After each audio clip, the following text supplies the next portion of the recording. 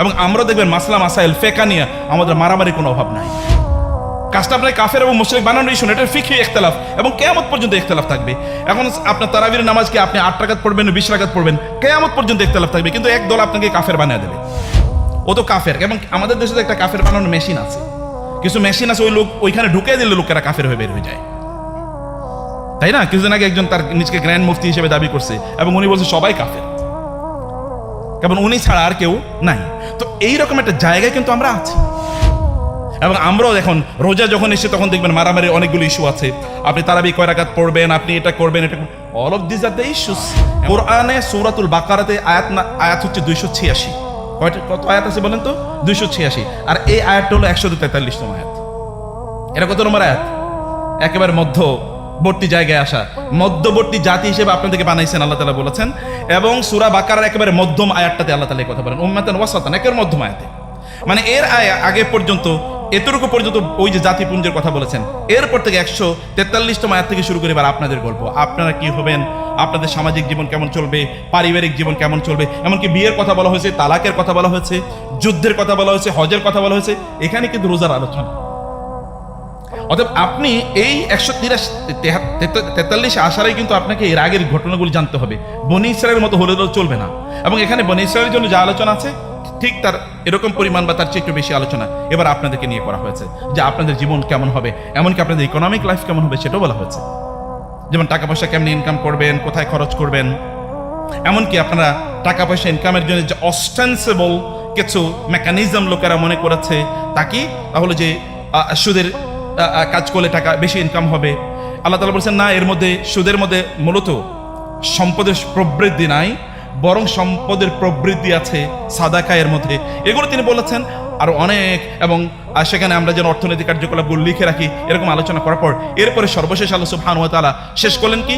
আমানার রাসূলু বিমা উনজিলা ইলাইহি মির রাব্বিহি ওয়াল মুমিনুন কুল্লুন আমানা বিল্লাহি। একেবারে সর্বশেষ দুটো আয়াত, যে দুটো আয়াতকে আল্লাহ সুবহানাহু ওয়া তাআলা আরশের নিচ থেকে ট্রেজার বা গুপ্ত ধন হিসেবে রাসূলুল্লাহ সাল্লাল্লাহু আলাইহি ওয়াসাল্লামকে দিয়েছেন, সেই দুটো আয়াতের কথা বলেছেন। শুরু হয়েছে কি দিয়ে বলেন তো? সূরা বাকারা ঈমানদারদেরকে দিয়ে, শেষ হলো কি দিয়ে? ঈমানদারদেরকে দিয়ে। মধ্যখানে কেবল অন্যদের কথা বলা হয়েছে। সেখান থেকে আপনাকে শিক্ষা নিতে হবে। আপনি কেবল রোজা রাখলেই হবে না। You will have to change yourself internally. You will have to reform your internal aspects. আপনার কেবল বাইরের জিনিসটা নিয়ে আপনাকে থাকলে চলবে না, আপনার ইন্টারনাল জায়গাটা আপনাকে তৈরি করতে হবে। ইহুদিরা কিন্তু রিচুয়াল, ইহুদিদের ফেকা কিন্তু আমাদের চেয়ে অনেক বেশি গুরুত্ব, অনেক বেশি। আপনি জানেন কিনা আমি জানি। ইহুদের ফেকা শাস্ত্র পর্যন্ত মানে মাসলা মাসাল, ইহুদিরা কিন্তু আমাদের চেয়ে মাসলা মাসাল নিয়ে বেশি ব্যস্ত। আপনারা কি মারামারি দেখতেছেন? এই মারামারি কিছু না, এর চেয়ে বহু বেশি মারামারি ইহুদিদের মধ্যে আছে। ইহুদি আলেমরা আমাদের আলেমদের চেয়ে আরো বেশি ইখতিলাফে নিমজ্জিত। ওদের ফেকা আমাদের চেয়ে অনেক বড়, ওদের ফিকাই সবচেয়ে বেশি। এবং ইহুদিদের চরিত্র আমাদের মধ্যে আছে। এই কারণে আল্লাহ তাআলা প্রায় 92-93 আয়াত কি সূরা বাকারায় ইহুদিদের কথাবার্তা বলে বা ইসরায়েলিদের কথা বলে এরপরে আমাদের কথা বলেছেন। এবং আমরা দেখবেন মাসলা মাসাইল ফেকা নিয়ে আমাদের মারামারি কোনো অভাব নাই। এবং আমরাও এখন রোজা যখন এসে তখন দেখবেন মারামারি অনেকগুলো ইস্যু আছে। আপনি তারাবি কয় রাকাত পড়বেন, আপনি এটা করবেন, এটা all of this are the issues. এমনকি গতকাল আমরা এক জায়গায় আমাদের সব সেনাবাহিনীর সব বড় অফিসারদের সাথে প্রোগ্রাম, ওখানে আমাদেরকে জিজ্ঞেস করেছে যে আচ্ছা আমরা সাদাকাতুল ফিতর কি দিয়ে দেবো, টাকা দিয়ে দেবো নাকি আমি দিয়ে দেবো, কি বলে এটাকে মানে খাবার দিয়ে দেবো। এবং এটা ফিকা। এবং আপনি যদি বলেন যে টাকা দিয়ে আপনি দেয়া জায়েজ, তাহলে একদল আপনাকে কাফের বানিয়ে দেবে।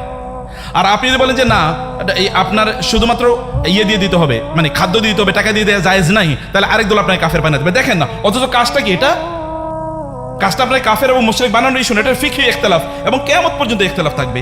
এখন আপনার তারাবির নামাজকে আপনি 8 রাকাত পড়বেন 20 রাকাত পড়বেন, কিয়ামত পর্যন্ত ইখতিলাফ থাকবে, কিন্তু এক দল আপনাকে কাফের বানিয়ে দেবে। ও তো কাফের। এবং আমাদের দেশে একটা কাফের বানানোর মেশিন আছে, কিছু মেশিন আছে, ওই লোক ওইখানে ঢুকে দিলে লোকেরা কাফের হয়ে বের হয়ে যায়, তাই না? কিছুদিন আগে একজন তার নিজকে গ্র্যান্ড মুফতি হিসেবে দাবি করছে এবং উনি বলছে সবাই কাফের, কারণ উনি ছাড়া আর কেউ নাই।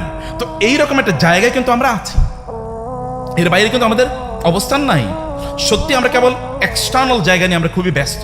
এবং আপনারা দেখবেন রোজা যখন আমরা রাখি, রোজা কি, রোজার মূল ইস্যু, রোজা যখন আলোচনা হয় তখন বা সিয়ামের আলোচনা হলেই মাথায় আসে কি ইফতারের আইটেম কি হবে।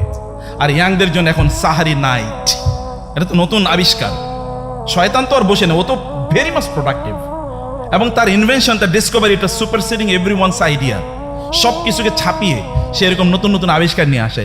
এখন আপনার সাহারি নাইট, ইত্যাদি নিয়ে আপনি খুবই ব্যস্ত থাকবেন এবং আপনি খুবই মজা করে এবার ঈদ আপনি চালাবেন। কারণ এবার ঈদে নিশ্চয়ই ইয়াংম্যানরা তারা কি কি সিনেমা দেখে এটা নিশ্চয়ই লিস্ট করা আছে, কারণ এতদিন পড়াশোনার কারণে ক্লাস ছিল, ওই সিনেমাগুলো দেখা হয় না। এইবার রমজানে ইনশাআল্লাহ সিনেমাগুলো দেখা শেষ করব। এইবার রমজান ইনশাআল্লাহ ওই খেলাটা শেষ করতে পারে না ইনশাআল্লাহ এইবার। এবং আপনি সাহারি যখন খাওয়ার জন্য উঠবেন তখন ফ্রেন্ডের হোয়াটসঅ্যাপ বলবেন, দোস্ত জানো আজকে কিন্তু ওই লেভেল পর্যন্ত গেছি আলহামদুলিল্লাহ। কারণ আপনার তো অ্যাচিভমেন্ট তো লাগবে, কিছু অ্যাচিভমেন্টের জায়গায় নিশ্চয়ই আমাদের যাওয়া লাগবে। এগুলোর মধ্যে কিন্তু আমরা ঢুকে যাচ্ছি। মৌলিকভাবে স্পিরিটটাকে কেন আপনি রোজা রাখবেন সেটা আমরা জানি না। এবং এই কারণে আমি শুরুতে আপনাদেরকে এই এত লম্বা গল্প বলার মূল উদ্দেশ্য আমার একটাই, তাহলে যে ভাইয়েরা আমার, বোনেরা আমার, ফ্রেন্ডস, কালিগস, বিশেষ করে ইয়াং ম্যান অ্যান্ড ওমেন, আপনারা কেন রোজা রাখবেন নিজকে জিজ্ঞেস করুন। কেন আপনি রোজা রাখছেন? What is the purpose, what is the objective?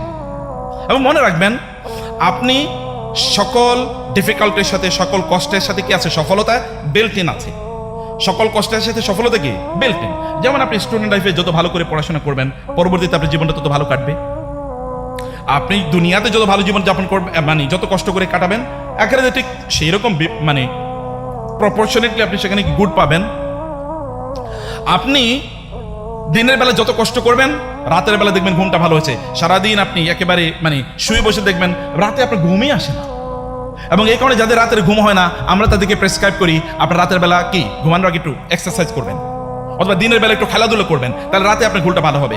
কারণ এবং এই যার কারণে দেখবেন রাস্তাঘাটে বহুত লোক, এই যে যারা ডেইলি লেবার অথবা যারা ওই যে ক্ষেত মজুর, দিন মজুর, এদেরকে দেখবেন রাস্তা দুই মানে আইলের মধ্যখানে, দুই আইল্যান্ডে তারা কিন্তু ঘুমিয়ে আছে। কি মানে ঘুঁ ঘা করে বাস যাচ্ছে, তারপরও সে তার কিন্তু ঘুম হয়। আর আপনি এসির নিচে শুয়ে আছেন, তারপরও আপনার সারা রাত ঘুম হয় না। একটু ফজরের আগে আগে ঘুম হয়, কারণ তখন শয়তান এসে আপনার মাথাটা টিপে দেয়, একটু ঘুমাও, নাও ইট ইজ ইউর টাইম নাও, এখন তোমার ঘুমানোর সময়। আদরে সারা রাত আপনার ঘুম হয় না, সারাদিন কি মজায় কাটিয়েছেন, এখন আর রাতে আপনার ঘুম হয় না, কিন্তু ওর ঘুম হয়েছে। আপনি যদি একটা ভালো জীবন যাপন করতে চান, তাহলে আপনাকে ডিফিকাল্টির মধ্যে আপনাকে যেতে হবে।